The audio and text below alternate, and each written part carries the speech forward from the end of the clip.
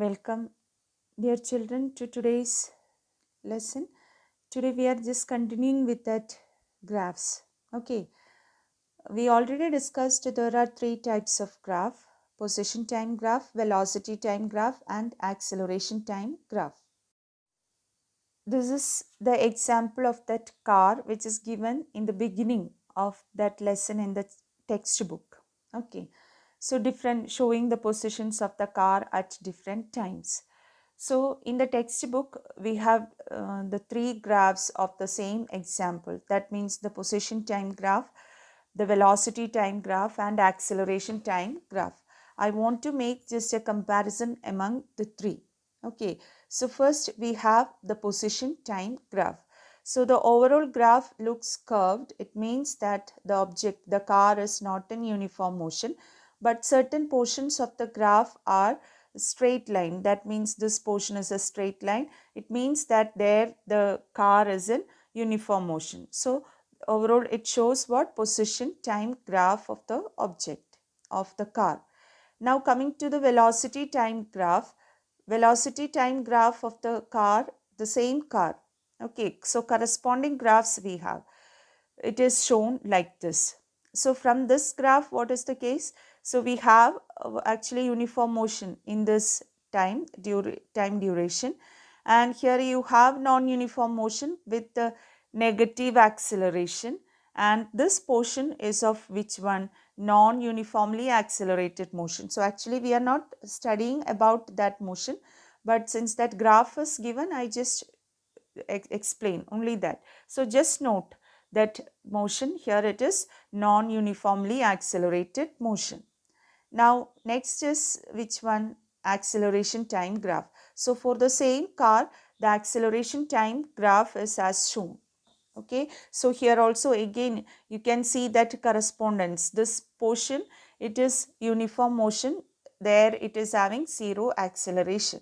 Okay, this is negatively accelerated motion, so acceleration is negative, and here it is non-uniformly accelerated motion, so acceleration is not constant, it is varying. So these three graphs are actually corresponding graphs. That means for the same motion, the position time graph, velocity time graph, and acceleration time graph is drawn. Now, what are the uses of position time graph? From position time graph, we can know instantaneous position. Instantaneous position means position of the object at a particular instant of time. And you can also find out the velocity. How can you find the velocity from graph? You know the slope of position time graph gives velocity. So you can find both instantaneous position and velocity from position time graph. Now, velocity time graph, what are the uses?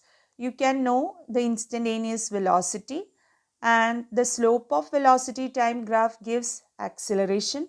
And one more thing is there, area under velocity time graph gives displacement. So to know instantaneous velocity, to know or to find acceleration, since the slope of the graph gives acceleration, and to find displacement. How will you find displacement? Area under velocity time graph gives displacement. So this shows that point, that is area under velocity time graph. So this graph represents a body in uniform motion. So you can see that velocity time graph is a straight line. Okay, so that area under this graph. So when you find the area under this graph, it is a rectangle. So what will be area? Length into breadth. You will get U into T. Okay, area, it is length into breadth, that is U into T. U is the velocity there. Okay, so velocity into time, what? Velocity into time, it is displacement. So when we are finding area, what we are getting is displacement. Okay, so this is a proof, just like show that area under velocity time graph gives displacement.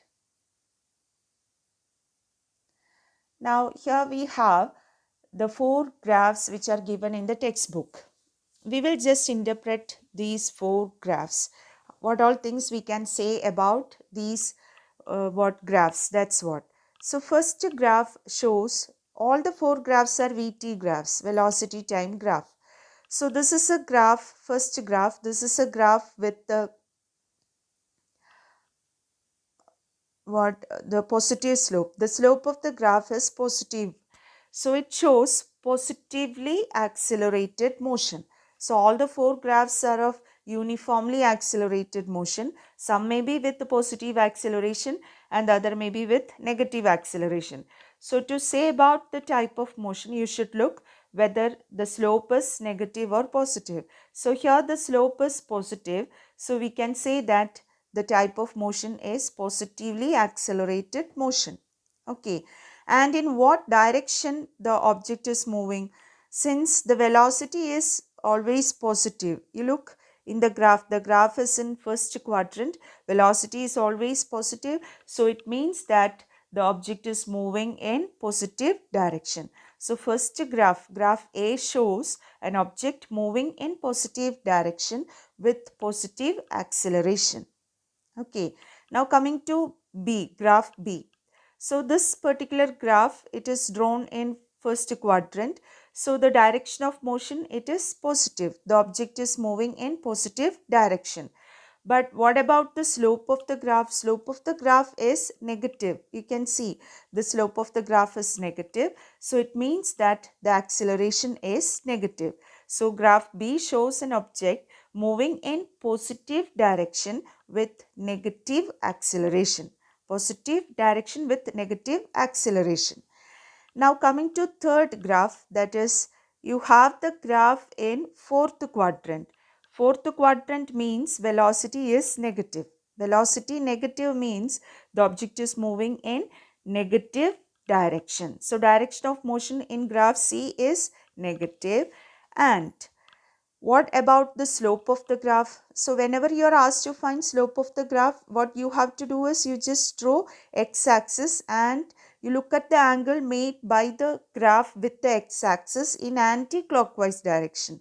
Don't take the smallest angle. So here when you take the smallest angle, you may see very small angle. You may say it is positively acceleration. Not like that. Always you should look at the angle in anti-clockwise direction. So this comes the angle.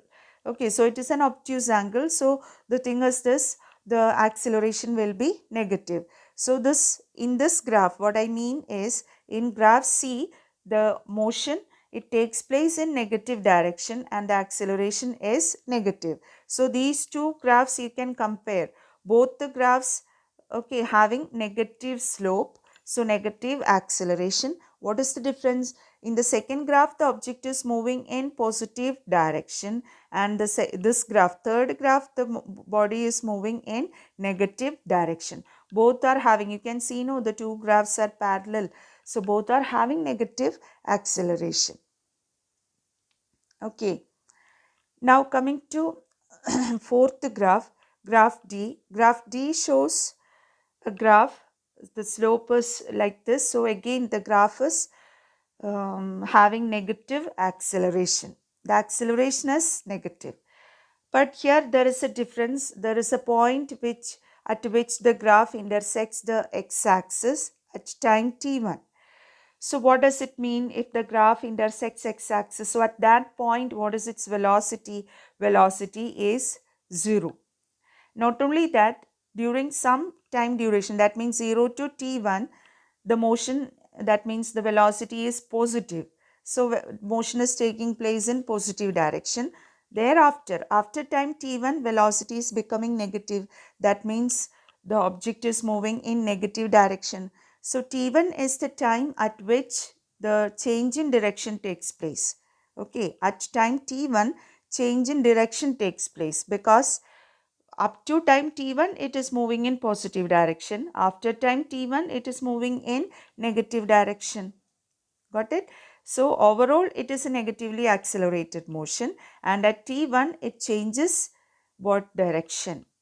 Okay, so this example, very simple example for this, a stone which is thrown upwards.